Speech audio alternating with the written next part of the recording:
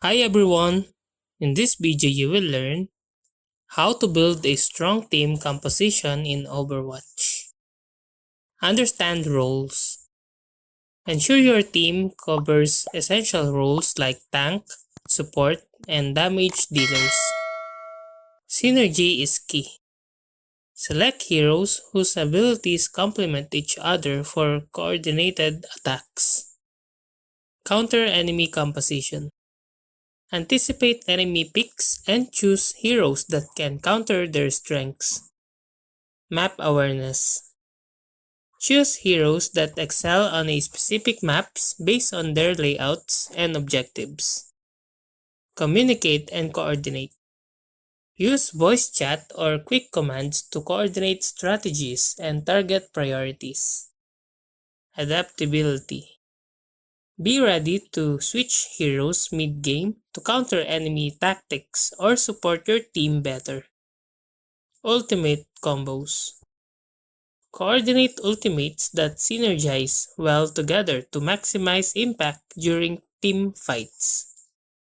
Cover weaknesses. Balance your team to cover weaknesses like lack of crowd control or sustain. High ground control.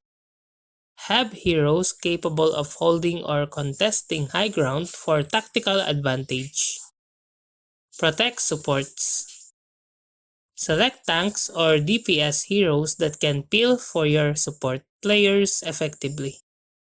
Mobility and flexibility.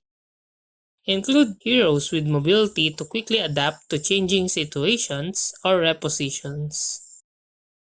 Sustained and healing. Ensure your team has enough healing output to sustain through prolonged engagements. Reconnaissance. Use heroes with scouting abilities to gather enemy information and plan accordingly. Target priority. Focus on heroes that pose the biggest threat or are crucial to the enemy team strategy. Counter ultimates. Have heroes capable of countering enemy ultimates or mitigating their effects. Manage resources. Coordinate resource management like shield health or healing cooldowns to maximize efficiency. Environmental awareness. Choose heroes that can utilize map features like environmental hazards or shortcuts. And that's how to build a strong team composition in Overwatch. If you like this video, please click the like and subscribe and ring the bell icon to notify you to our next video. Thank you for watching!